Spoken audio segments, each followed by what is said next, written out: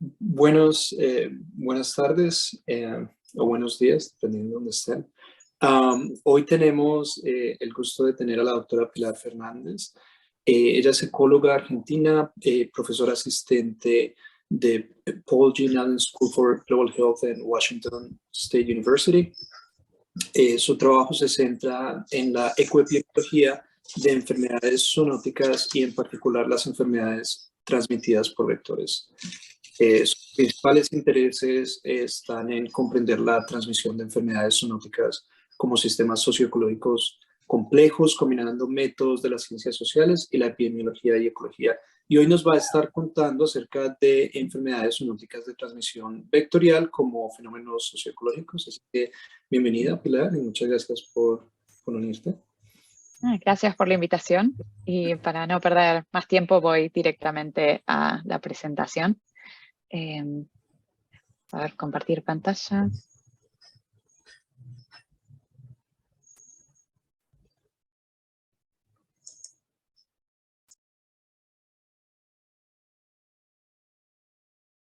Okay. ¿Lo pueden ver bien?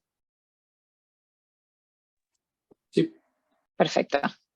Bueno, los slides van a estar en inglés, pero yo voy a hacer la presentación en español.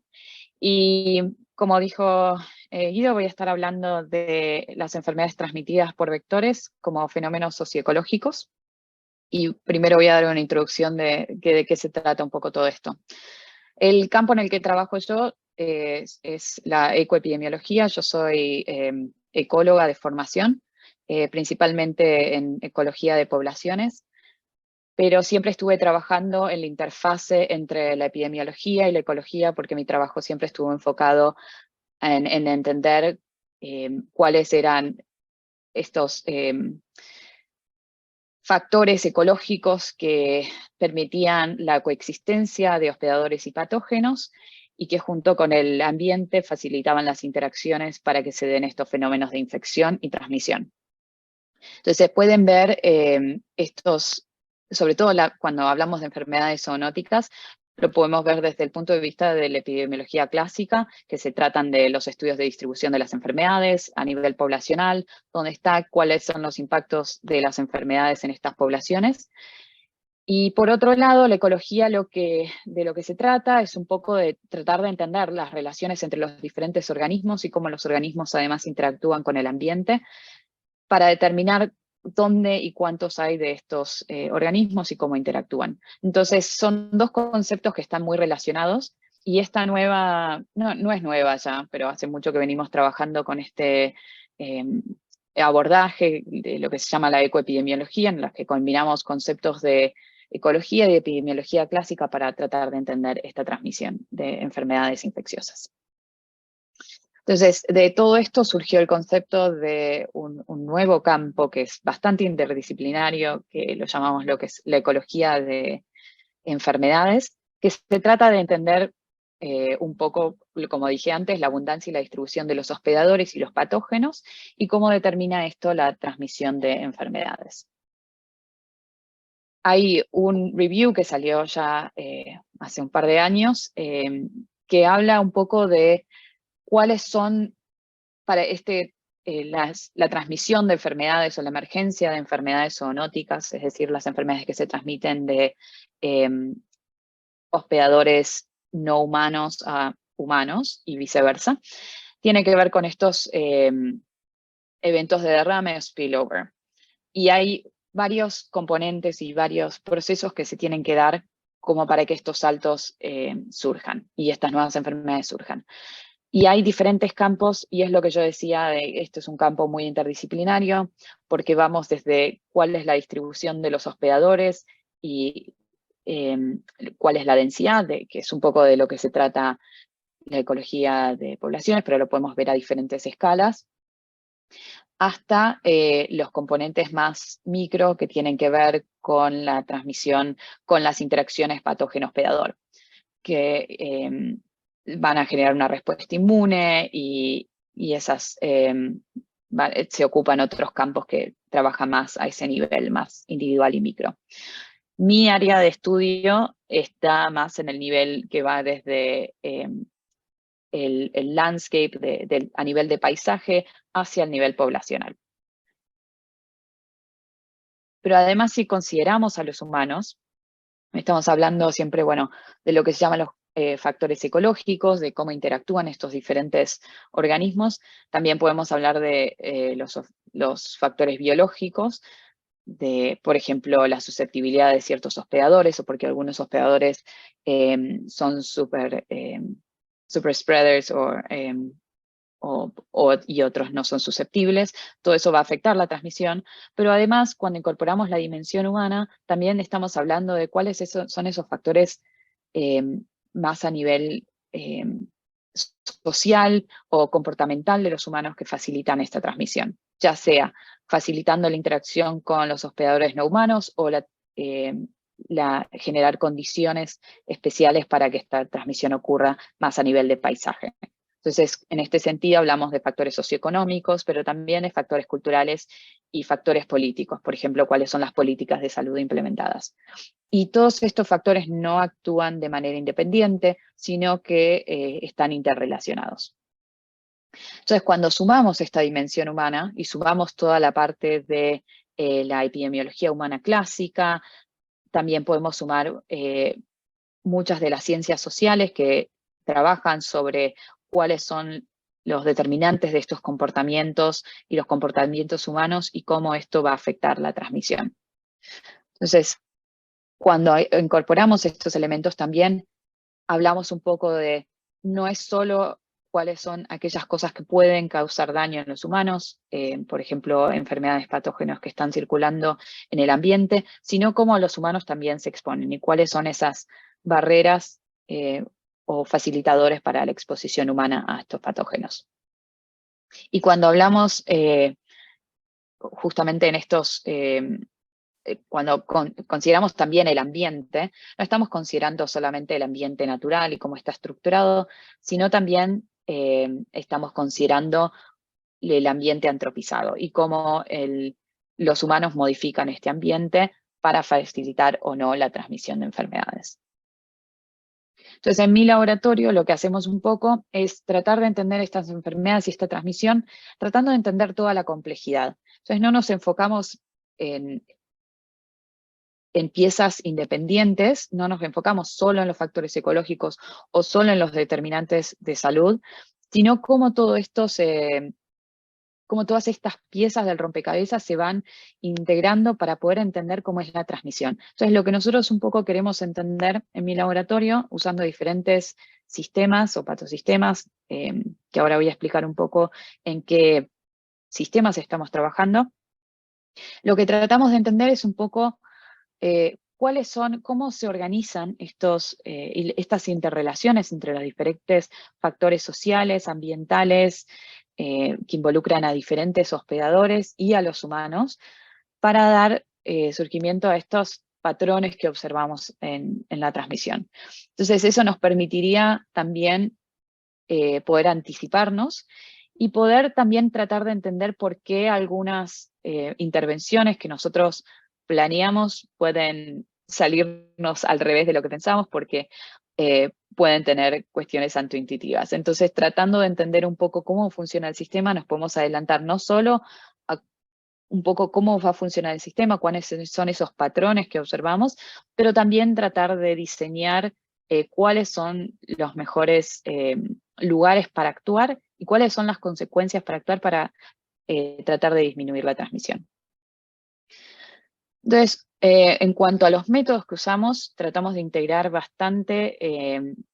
Yo colaboro muchísimo con investigadores en otras áreas, desde las ciencias más sociales, como expertos en behavioral scientists o sociólogos, antropólogos, con economistas, y trabajamos mucho con las comunidades, tratando de que estas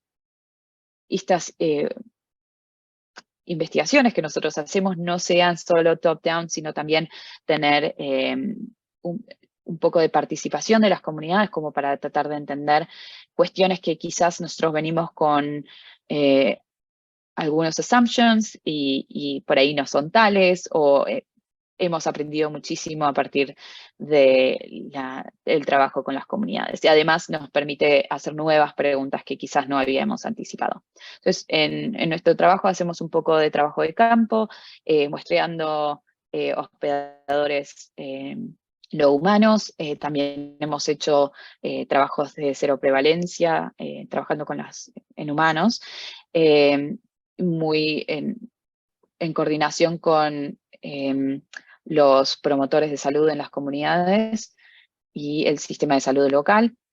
Y como dije, trabajamos mucho con las comunidades, pero después tratamos de integrar todas estas piezas usando modelos más cuantitativos. Entonces, usamos muchos modelos de los cuales tratamos de colectar información a campo para tratar de integrarlos y usamos obviamente desde modelos estadísticos para hacer inferencia y análisis causales, hasta modelos de simulación para aquellas cuestiones que tratamos de entender un poco cuáles son las consecuencias o estudiar un poco más a fondo los procesos mecanísticos. Entonces, en esta presentación un poco me voy a basar en eso y en cómo integramos información que colectamos en el campo en unos modelos basados en agentes que estamos construyendo para unas enfermedades transmitidas por garrapatas. Entonces, en esta presentación, como acabo de decir, me voy a concentrar en las enfermedades transmitidas por garrapatas en el este de Estados Unidos. Este es un trabajo que empezó cuando yo hice mi postdoctorado, después de hacer mi doctorado en Argentina, me fui a hacer el postdoctorado a Columbia University, el laboratorio de María Tuicuacer.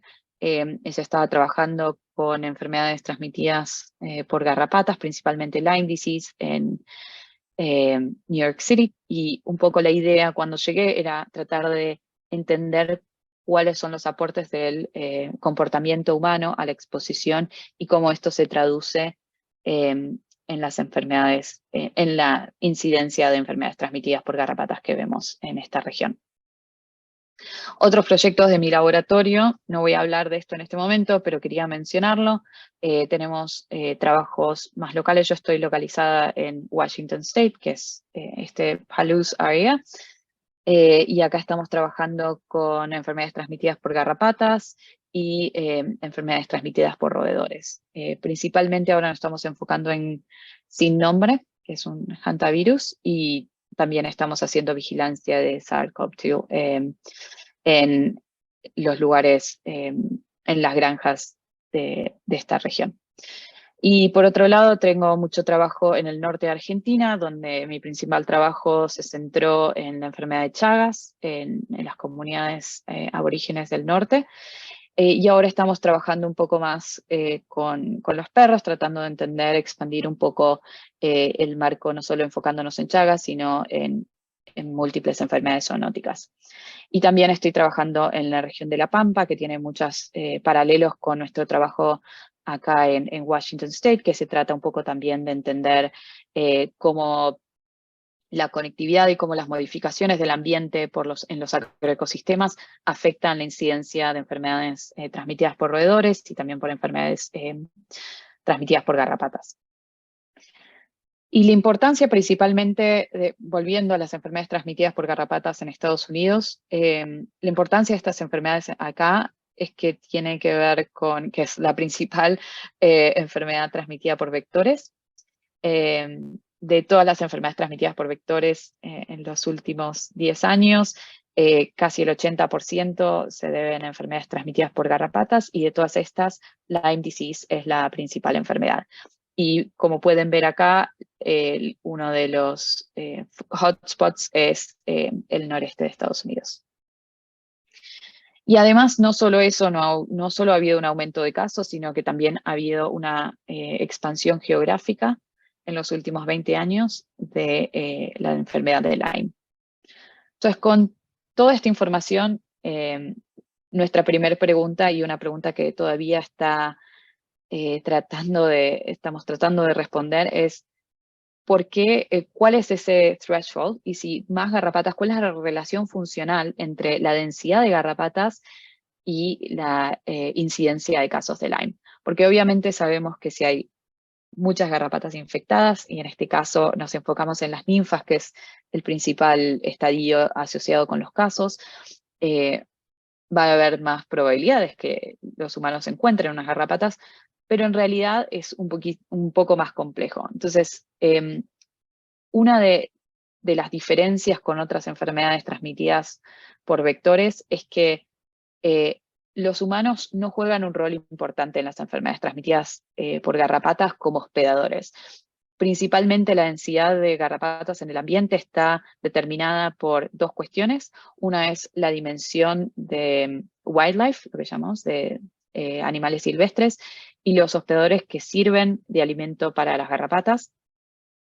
Y no todos los hospedadores tienen la misma competencia, no todos tienen la misma capacidad de infectarse y de transmitir la enfermedad en las garrapatas. Entonces, depende cuál es la disponibilidad de estos hospedadores con alta competencia, vamos a tener más o menos garrapatas infectadas, pero también depende mucho de las condiciones del microhábitat. Entonces tiene un componente espacial y de wildlife y del paisaje que es muy importante. Y los humanos, cuando integramos a los humanos en este esquema, lo que vemos es que la exposición al vector es lo que en realidad va a traducir de alguna forma ese hazard, que es lo que tratamos de distinguir un poco acá, la diferencia entre hazard, que es la posibilidad de algo de que cause daño, y realmente el riesgo, que es que una persona encuentre una garrapata y se infecte con la bacteria que causa Lyme disease. Entonces estamos tratando de entender un poco cómo es esta relación funcional entre la densidad de garrapatas y estos determinantes comportamentales que determinan la traducción de que ese hazard se traduzca efectivamente en el riesgo de la enfermedad. Y obviamente esto está relacionado con cuáles son los comportamientos humanos relacionados a los patrones de actividad que hace que los humanos se expongan a estos ambientes donde están las garrapatas, pero también a cuáles son aquellos comportamientos de protección. Y si usan, por ejemplo, repelentes para tratar de evitar que si hay garrapatas en el ambiente se les suban y de spikes, como que se queden prendidas y tengan la posibilidad de transmitir la enfermedad. Pero además, indirectamente, los humanos pueden afectar al wildlife host dimension, justamente modificando algunos ambientes, pero también más directamente proveyendo recursos, por ejemplo, en los ambientes, en los suburbios de Estados Unidos, donde el contacto con los bosques es mucho más frecuente. Entonces quizás hay gente que, por ejemplo, hace compost y eso provee de alimento para algunos wildlife que se van a acercar hacia los yards y van a básicamente transportar las garrapatas desde los ambientes naturales hacia los ambientes peridomésticos. Entonces, con ese esquema, nosotros tratamos de construir un poco cómo es este sistema complejo y cómo la dimensión humana y la dimensión más natural o wildlife están relacionadas. Y como mencioné antes, toda la transmisión que ocurre en estos ambientes naturales están relacionados con lo que ocurre en los ambientes peridomésticos, pero además esto va a ser la fuente de la densidad de garrapatas a los que van a estar expuestos los humanos. Y los humanos van a tener diferentes patrones de actividades y van a tener diferentes decisiones de cómo protegerse. Y además van a afectar depende cuáles son las intervenciones que quieren hacer en el sistema de salud y en qué están dispuestos a invertir. Por ejemplo, si deciden hacer mayores intervenciones a nivel de los ambientes peridomésticos, por ejemplo, rociando con insecticidas para bajar la densidad de garrapatas en los ambientes peridomésticos, o apoyar más intervenciones a nivel local, que quizás no lo benefician tan directamente y no es un impacto tan rápido. Por ejemplo, en este lugar donde estamos trabajando, en Staten Island, Hay un programa de control de ciervos, entonces los ciervos son uno de los principales hospedadores de las garrapatas adultas, es decir, reducimos la densidad de ciervos, va a haber menores densidades en el ambiente. El problema es que esto lleva mucho tiempo en verse los efectos y además es bastante caro. Pero tratando de entender un poco cómo además la percepción de los humanos, dependiendo de si ellos perciben el riesgo, porque hay muchas garrapatas en el ambiente y quizás estén más dispuestos a intervenir en la transmisión en los ambientes naturales y peridiagnósticos. Y la suma de todas las decisiones individuales está relacionado con, obviamente, lo que nosotros vemos a nivel a nivel poblacional, que tiene que ver con la incidencia de Lyme disease a este nivel. Entonces, en esta presentación me estoy enfocando un poco a justamente cuáles son estos componentes comportamentales individuales de los humanos que nos pueden tratar de explicar un poco cómo los humanos se exponen a las garrapatas y cuáles serían las consecuencias de estos comportamientos. Entonces, la principal pregunta que nos queremos responder acá es cómo los comportamientos humanos afectan la transmisión o el riesgo de transmisión de Lyme o de adquirir Lyme. Y como dije antes, tiene que ver con estos componentes. ¿Cuánto tiempo pasan las personas en los ambientes con mayor riesgo? Pero además, ¿cuáles son esas medidas de mitigación que la gente está dispuesta a implementar? Entonces estamos trabajando de nuevo en este triángulo y lo que nos interesa a nosotros medir es un poco la exposición a las garrapatas y cómo esto está relacionado con la exposición a las garrapatas, que es un componente importante para tratar de entender un poco cuáles son los efectos en los humanos. Entonces, hay dos formas en las que podemos colectar datos de human behavior, de comportamiento humano, y en este caso voy a hablar de estas dos formas. Podemos hacer obviamente encuestas en persona o los podemos mandar por correo. Y una cuestión que implementamos en este proyecto fue el uso de apps para tratar de medir un poco más, tener un poco más de resolución temporal y espacial en estos comportamientos y evitar algunos sesgos, por ejemplo, lo que nosotros llamamos recall bias, que mucha gente por ahí no se acuerda de. Si uno le pregunta cuánto tiempo pasa en ambientes naturales, es muy difícil también medir eso o recordarlo incluso. Y después, una vez que tenemos esta información, la idea es tratar de medir este contacto garrapata humano para tratar de entender un poco cómo es la dinámica de transmisión. Como dije, todas estas cuestiones que pasan a nivel individual o grupal nos da información sobre cuál es la incidencia de Lyme disease a nivel comunitario. Y nos permite, un poco la idea es tratar de entender cuál es en el tiempo, cuál sería el comportamiento de estos sistemas. La tasa de contacto humano-garrapata, que es en lo que me voy a estar concentrando y para lo que diseñamos el modelo que voy a estar presentando acá, tiene que ver, como dije esto, con los patrones de actividades, los patrones de movilidad y los personal protection measures, las medidas de mitigación y obviamente la densidad de garrapatas que hay en el ambiente. No voy a concentrarme mucho en esto, pero hay diferentes tipos de modelos. En este caso, nos concentramos en los modelos individual-based models y los modelos basados en agentes principalmente, porque nos interesaba esa heterogeneidad que se da en el comportamiento humano. Y nos interesaba además hacerlo espacialmente explícito y los modelos basados en agentes nos da un poco esa flexibilidad para poder entenderlo un poco mejor. Entonces, los comportamientos basados en los agentes son los que mencioné, pero también podemos pensar que a lo largo del tiempo los agentes pueden adaptar sus comportamientos. Entonces, a medida que quizás se exponen con garrapatas o que son diagnosticados con Lyme, ¿cómo afecta eso a su percepción de riesgo y cómo modifica eso algunos de los comportamientos? Hablando de los modelos basados en agentes, un poco la forma en la que estamos pensando en estructurarlos es tenemos los agentes humanos, que tienen ciertos atributos de movilidad y de actividad, que se mueven en un ambiente determinado, donde hay diferentes densidades de garrapatas, pero además están constrained dependiendo de cuál es ese ambiente en el que se están moviendo y cuáles son los lugares funcionales que están usando los humanos. Entonces, pensando en estas preguntas, en los modelos basados en agentes, lo primero que hicimos fue construir un modelo, un toy model.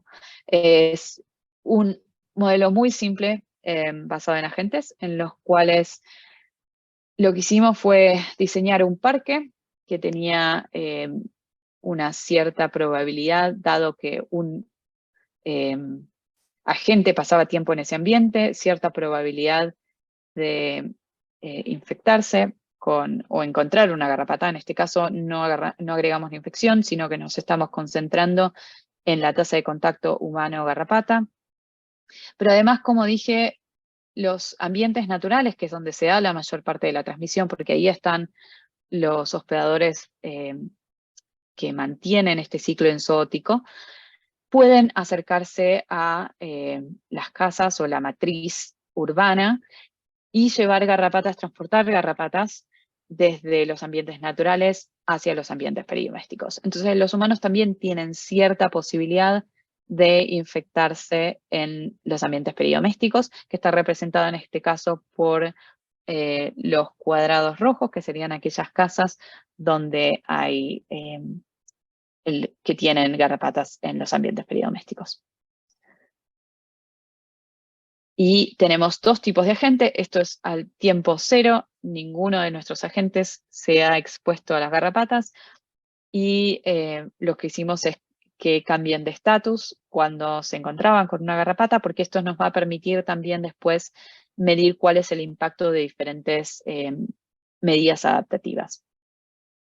En este modelo, las especificaciones, los modelos cada casa los agentes están asignados a una casa en particular, se mueven en intervalos de 8 horas, mañana, tarde, noche, y después vuelven a su casa asignada para pasar la noche. Y las probabilidades de encontrar una garrapata sí están en un ambiente de riesgo, fue fijado. En este caso no agregamos variabilidad en la densidad de garrapatas, que es algo que vamos a agregar en un futuro. Y en este caso tampoco simplificamos el modelo no tenían patrones de actividad particulares que los expusieran al riesgo. Tampoco se movían al azar dentro de ciertas restricciones, pero se movían al azar dentro de estos intervalos y ciertas medidas de distancia. Y tampoco tenían medidas de prevención, no utilizaban ninguna medida de prevención. Entonces, con esto corrimos ciertos escenarios contrafactuales. Nuestro modelo nulo era que no tenía ningún tipo de comportamiento adaptativo, y después queríamos ver cuál era el impacto de principalmente estas 3 actividades que de nuestro trabajo con las comunidades habíamos identificado que era lo que principalmente la gente hacía. Están en una u otra categoría dependiendo de muchas veces de qué tantos riesgos está una persona dispuesta a asumir para ir a los parques o no exponerse a las garrapatas. Entonces, uno de los principales comportamientos que detectamos es que hay gente que decide no ir a los parques porque dicen, los parques están llenos de garrapatas, yo no voy a ir para no exponerme. Y otro comportamiento es, bueno, sí, yo voy a ir a los parques, me interesa estar en contacto con la naturaleza, me hace bien, pero trato de usar medidas de mitigación, por ejemplo, algunos repelentes, o tratar de chequear por garrapatas, usar pantalones largos para tratar de reducir un poco esa capacidad de encuentro. Entonces, nosotros fijamos que la probabilidad de encuentro en este escenario se reducía a un 50%. Obviamente no tenemos números y el uso de las medidas de protección van a variar, la efectividad es muy variable y depende mucho del uso individual. Y el otro escenario que tratamos de entender un poco es, mucha gente lo que decide es invertir más que nada en proteger a su ambiente peridoméstico. Mucha gente dice, no, yo cuando voy al parque en realidad hago todo y trato de mantenerme en los lugares donde sé que no hay garrapatas, pero estoy preocupado porque vienen los ciervos a mi jardín y traen garrapatas y no voy a estar protegiéndome y quiero pasar tiempo en mi jardín, por ejemplo, no sé, haciendo jardinería. Entonces, en ese sentido, lo que hacen muchos es invertir en rociar los ambientes peridomésticos para reducir esa cantidad de la probabilidad de encuentro con una garrapata. Entonces, cuando medimos, corrimos este modelo nulo, obviamente todos tuvieron algún tipo de efecto en cuanto a cómo se reducía esta tasa de contacto humano-garrapata. Pero cuando vimos cuál es el impacto real, dado cómo está estructurado el espacio, obviamente el escenario donde la gente dejaba de ir a los ambientes naturales tenía el mayor impacto de todos, aunque estos fueron bastante variables. Y esto es un escenario bastante realista porque, por ejemplo, en los ambientes emergentes donde las enfermedades las enfermedades transmitidas por garrapatas son novedosas, la gente tiene muchas veces una reacción desmedida y lo primero que hace es dejar de hacer actividades en los parques donde saben que hay garrapatas.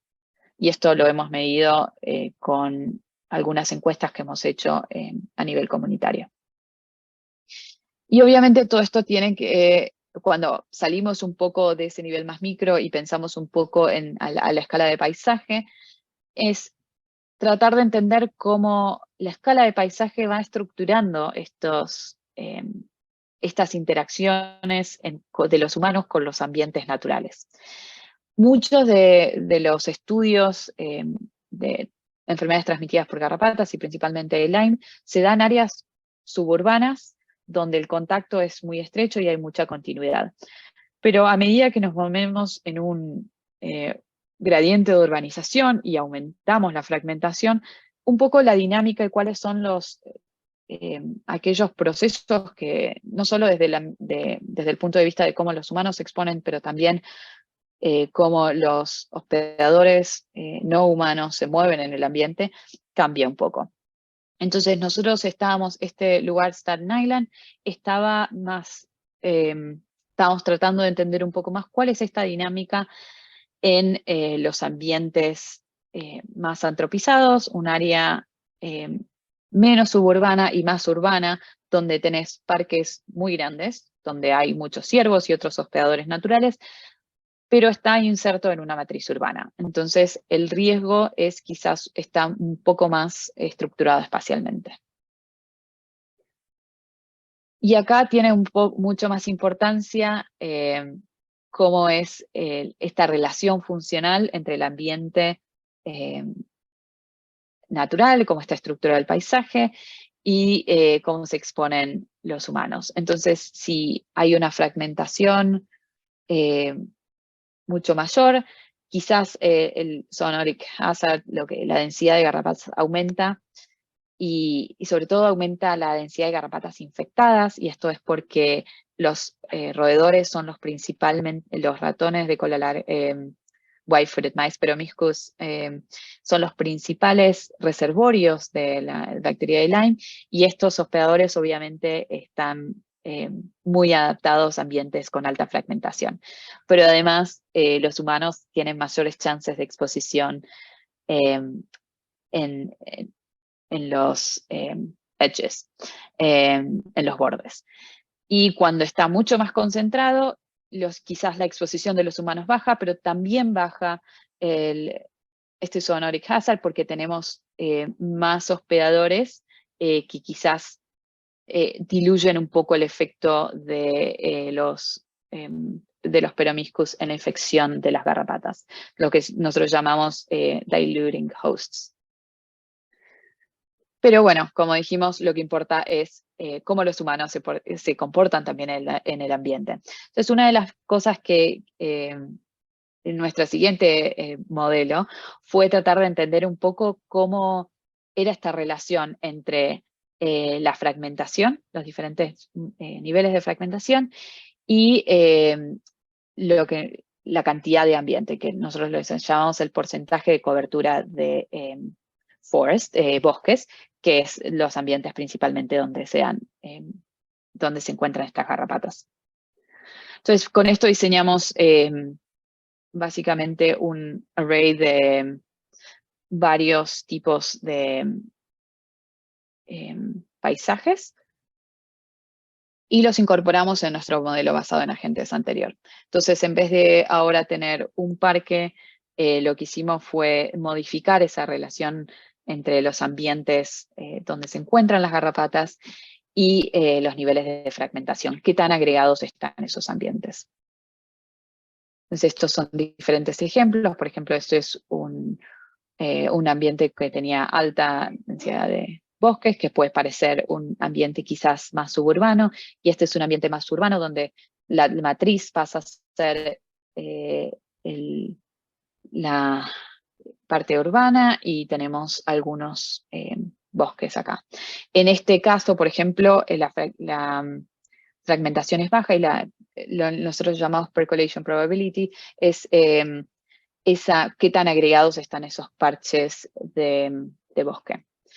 Pero además lo que nos importaba era, sobre todo en los ambientes con alta fragmentación y sobre todo cuando están insertos en ambientes urbanos, una de las cosas que vimos es que el riesgo las casas que tienen garrapatas en los ambientes peridomésticos no están distribuidos al azar, sino que están cerca de estos bordes donde están los ambientes naturales, porque obviamente los hospedadores no naturales están presentes allí y hacen incursiones hacia los ambientes peridomésticos. Entonces incorporamos los bordes y ahí distribuimos las casas con presencia de garrapatas en los ambientes naturales. Entonces, lo primero, bueno, corrimos nuestras simulaciones de los modelos basados en agentes, medimos la tasa de contacto entre los humanos y las garrapatas. Obviamente encontramos una relación lineal entre la densidad la cobertura de bosque y la tasa de contacto humano-garrapata, pero lo más interesante y lo que más nos interesaba a nosotros era cómo era esta relación con los niveles de fragmentación. Y lo que encontramos es que los niveles de la fragmentación, si bien, o sea, la fragmentación tuvo un efecto significativo, se encontró a niveles intermedios, pero más tirando hacia mayores valores de fragmentación, o lo que acá está medido en percolation probability, por eso está en esta dirección. Pero lo más interesante es que cuando medimos la interacción, lo que encontramos fue que cuando había una alta tasa de fragmentación, la relación entre la densidad de la cobertura de bosques y la relación entre la tasa de contacto humano-garrapata aumentaba linealmente, que es lo que vemos hacia el fondo de esta imagen. Pero cuando hablamos de niveles de fragmentación más bajos, estamos hablando de otro patrón. Y cuando en los ambientes más pristinos, donde no hay tanta fragmentación, básicamente lo que observamos es que se halla un plató donde más presencia de bosques no necesariamente se traduce en una mayor tasa de contacto humano-garrapata. Y esto tiene que ver, incluso esto es sin modificar el enzootic hazard, que ahora voy a mencionar brevemente, pero esto es solo midiendo la interacción humano-garrapata, y esto tiene que ver un poco con la conectividad funcional entre los humanos y los ambientes de riesgo. Y ahora en nuestro segundo paso que estamos trabajando en este momento es en agregar realismo en el modelo, y para eso este es Staten Island, que es uno de los boroughs de la ciudad de Nueva York, que es donde se da la mayor cantidad de casos de Lyme disease en esta ciudad.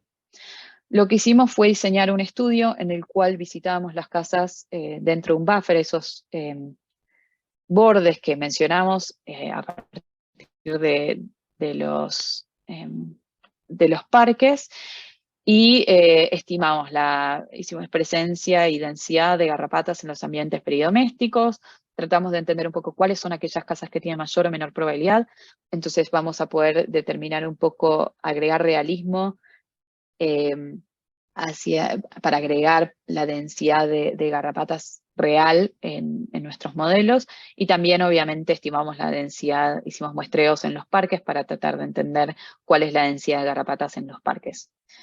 Y para medir el comportamiento humano usamos esta aplicación que les mencionaba, que es una aplicación que es gratis para bajar, y reclutamos durante nuestro estudio, fuimos casa por casa con un diseño de clusters. Reclutamos a la gente para que usara el app por lo menos por 15 días para tener un patrón de movilidad. Y ahora les cuento un poquito más qué otro tipo de información obtuvimos de este app.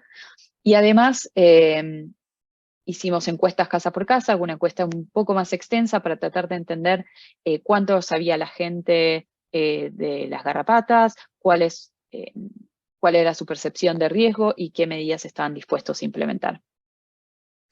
El app es un esfuerzo enorme que estamos haciendo con gente de varias universidades. Es un equipo que además trasciende un poco este proyecto. Y obviamente no voy a detenerme un poco acá por el tema del tiempo, pero las ventajas de usar una app es que nos deja colectar un poco más de frecuencia. El problema de las encuestas hechas a la escala, haciéndolas una vez por año. Este trabajo lo vinimos haciendo desde el 2018 y el año pasado fue el último año de colección de muestras. Ya tenemos varios años de las encuestas casa por casa, pero esto nos permite colectar un poco más de frecuencia de qué pasa a nivel diario o dentro de una semana. ¿Cuál es el comportamiento? ¿Cada cuánto va la gente a los parques? ¿Cada cuánto se protege si usan repelente o no?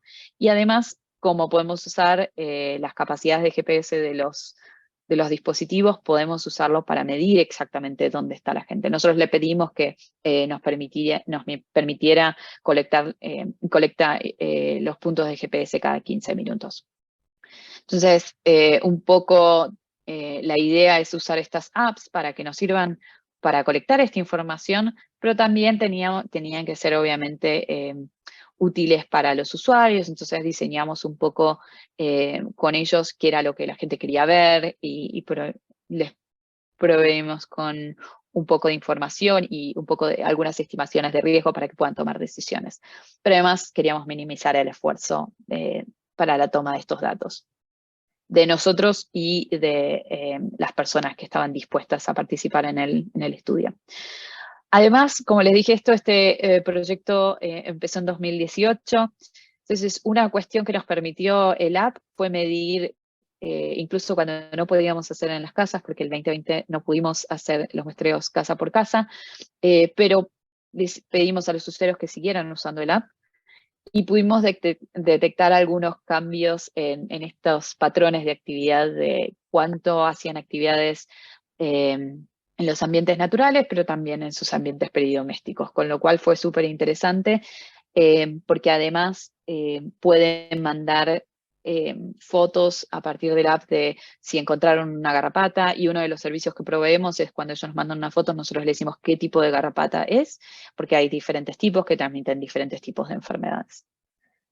Pero como les dije, una de las cuestiones más interesantes que queríamos colectar con el app era tratar de tener estimaciones un poco más precisas de cuánto tiempo pasa la gente en ambientes de riesgo, cuánto tiempo realmente pasan en los bosques. Entonces, por ejemplo, este es un ejemplo creo que es del 2019, todavía no terminamos estos análisis, pero podemos ver que hay diferencias a nivel incluso regional entre nuestros usuarios. Y volviendo a Staten Island, donde hicimos un reclutamiento intenso casa por casa, lo que nos va a servir es para tratar de tener un poco más de estimación de cuáles son estos patrones de movilidad y poder incorporar esto en nuestro modelo basado en agentes. Estos son dos ejemplos de dos personas diferentes que participaron en el estudio. Y lo que nos permite las encuestas casa por casa como les dije, tomamos un montón de datos sobre qué sabe la gente, cuáles son sus percepciones de riesgo, para tratar de entender un poco cuáles son las relaciones entre la densidad de garrapatas en los ambientes, la percepción del riesgo, cómo esto influye en lo que saben, y además cómo influye su red social en estos dos componentes que van a tener alguna influencia en el tipo de actividad que hacen, pero además cuáles son aquellas medidas que están dispuestos a implementar para protegerse. Entonces, por ejemplo, medimos la mayoría de la gente, como les dije antes, el escenario de no exponerse, no ir a los parques era un escenario bastante razonable porque el 35% de los encuestados respondió que eso era principalmente lo que hacían, que habían dejado de ir a los parques porque tenían miedo de agarrarse Lyme disease. Y después los otros comportamientos que detectamos aquí.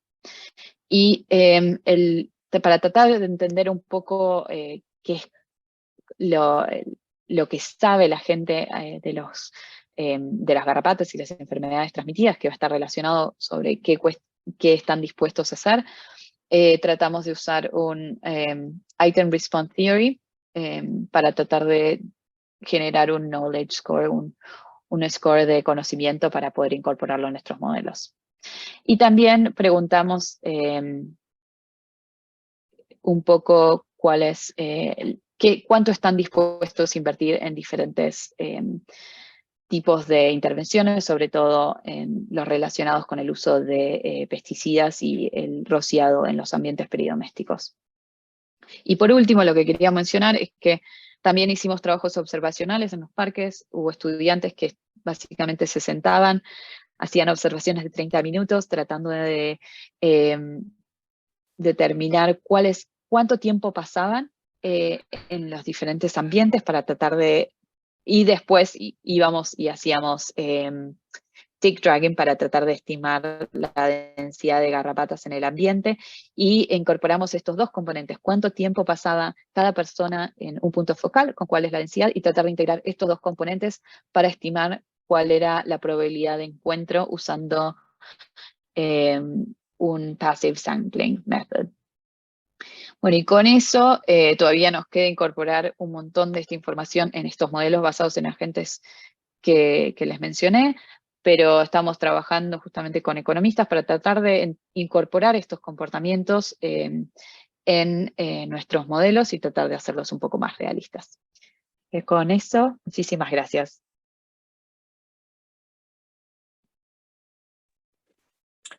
Muchas gracias, Pilar.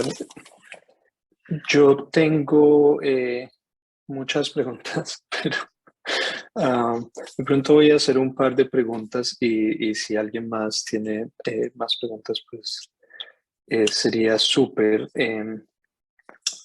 Mi primera pregunta es relacionado con, es, que no, es un trabajo muy bonito, me parece, que recoge muchos datos, integra como muchos componentes, y no sé qué desafíos has tenido, por ejemplo, en incorporar, no sé, para el modelo.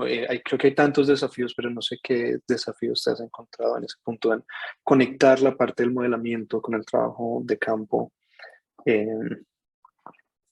si de Sí. pronto nos quieres comentar un poco. Muchos desafíos, incluso considerando que en el medio tuvimos la pandemia. Pero sí, quizás lo más difícil es tratar de entender los comportamientos humanos. Es todo un área de estudio que es fascinante para mí. Obviamente como ecóloga no es mi principal formación, pero tratar de entender cómo colectar esta información y cómo integrarla ha sido uno de los principales desafíos. Trabajamos mucho con economistas que tienen muchísima experiencia, obviamente, en tratar de entender cómo las personas toman decisiones. Y ahora el gran desafío que tenemos es bueno, tuvimos desafíos para tratar de conseguir estos datos, para tratar de reclutar gente y tratar de minimizar sesgos también en la colecta de información. Y ahora el principal desafío es cómo lo incorporamos a un modelo, cómo incorporamos todos los componentes que son súper complejos sin... porque con los modelos basados en agentes tenemos este problema, ¿no? Que podemos complejizarlos hasta el extremo, pero después, ¿qué realmente estamos entendiendo de lo que está pasando? ¿Cuánto es un artefacto del modelo? Y cuánto realmente nos permite desentrañar un poco estos procesos. Y creo que ahí estamos ahora, por eso estamos un poco atrasados con este trabajo, porque estamos pensando mucho es esta escala de decir, bueno, hasta dónde lo complejizamos, hasta dónde tiene sentido, hasta dónde podemos generalizar ciertos aspectos y hasta dónde no, y además a todo esto sin incorporar incluso todavía la parte ecológica de los otros hospedadores, que también cumplen un rol en estos ambientes altamente con una fragmentación tan alta. Así que sí, nada, tenemos muchos desafíos. Y es un arma de doble filo, ¿no? Porque Ujú. le puedes aumentar todas las complejidades que quieras. De pronto me voy a guardar mi otra pregunta para que Daniel pueda hacer su pregunta, y si alguien más tiene otra pregunta también, bienvenidos. Gracias, Pilar, muy interesante. Yo te voy a preguntar, me parece que las enfermedades que son transmitidas por vectores, siempre es muy importante de conocer la abundancia del vector, tener ese número, en ese caso sería el número de garrapatas. Ujú. Eso puede cambiar a lo largo del año, por el año, como por el verano, el invierno. Y cómo son cómo eso pasa aquí con esos tick-borne diseases y cómo son los métodos, ¿no? Que se puede utilizar para estimar y para para tener datos empíricos en ese caso. Sí, sí, eso quizás lo salteé un poco, porque nada, no se puede presentar todo, pero parte del trabajo, bueno, las enfermedades transmitidas por garrapatas tienen una particularidad que tienen una fenología muy marcada. Entonces, la actividad sobre todo de las ninfas, que en este caso nos concentramos en las ninfas porque es el estadio que ha sido, la mayoría de los casos están asociados con las ninfas más que con los adultos, por una cuestión de que la gente, particularmente por Lyme disease, porque la garrapata tiene que estar prendida por al menos un día y hasta 2 días para poder transmitir la bacteria. Y los adultos en general, la gente los encuentra rápido y se los saca antes de la transmisión. Las ninfas son muy, muy chicas, muy chiquitas, entonces la gente en general no las ve. El pico de actividad se da entre mayo y julio, con un pico bastante pronunciado en junio. Entonces esa fue la ventana temporal que nosotros utilizamos para el modelo. El modelo está diseñado para eh, básicamente medir el contacto durante el verano. Y además nosotros colectamos información de la densidad de garrapatas en los ambientes naturales y peridomésticos durante la misma ventana de tiempo. En cuanto a justamente la relación entre la densidad de vectores y la exposición humana, eso creo que es el gran desafío, no solo para las enfermedades transmitidas por garrapatas, sino para todas las enfermedades transmitidas por vectores. ¿Cuál es ese umbral de la densidad que realmente se traduce en un riesgo humano? Y sí, es un poco lo que tratamos de entender un poco acá. Pero la idea sí es incorporar datos empíricos. Y por último, lo que quería mencionar es que hay fluctuaciones año a año en la densidad de garrapatas, sobre todo de las que estamos estudiando.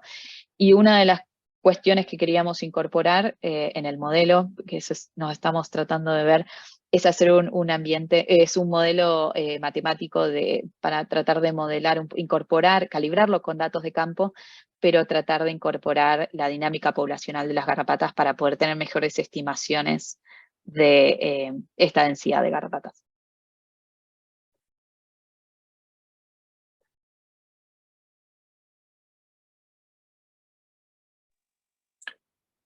Perfecto. No sé si alguien más tenga alguna pregunta.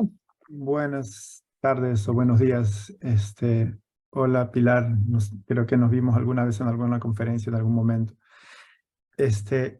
Muy interesante tu trabajo, en verdad, muy interesante. Pero en el momento que estabas hablando de del app, me llama la atención un poco, o no es que me llame la atención, sino eh, ¿no han pensado en quizás comparar los datos que recogen con el app y con las encuestas un poco con el Google Mobility Reports, por ejemplo?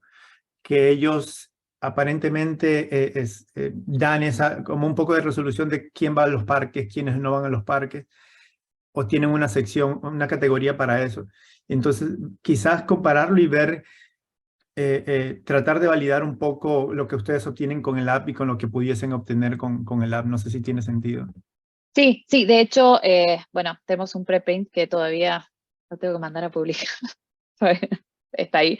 Que justamente comparamos durante COVID estos cambios en los patrones.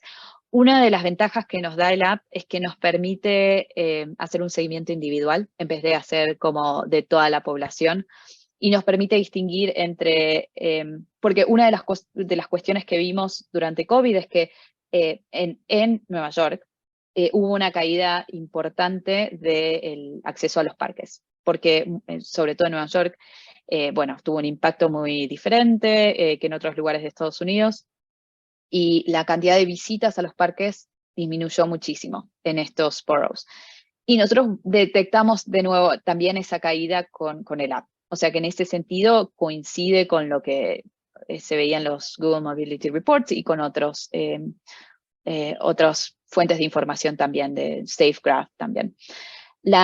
Creo que una de las diferencias y las ventajas que tuvimos es que nosotros también como podemos distinguir, una de las preguntas que tenemos es el tipo de actividad y dónde la hicieron.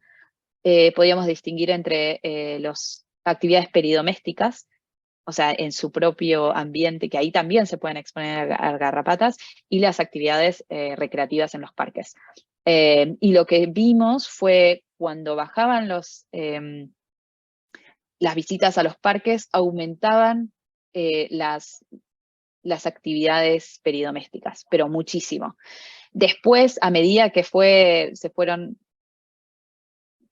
aflojando algunas restricciones, se ve ese aumento hacia el final del verano, del aumento de las actividades en los lugares recreacionales, y también detectamos ese aumento en nuestro app. Así que de alguna forma pudimos corroborarlo, aunque no son los mismos tipos de datos, pero los patrones generales los pudimos recuperar y agregamos un dato extra, que es el tema de los ambientes peridomésticos.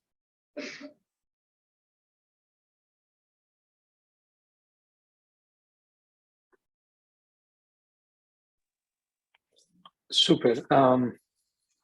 Bueno, yo creo que si no hay más preguntas, entonces muchísimas gracias, Pilar, por unirte. Me encanta ese trabajo y pues estaremos pendientes de qué más estudios tienes.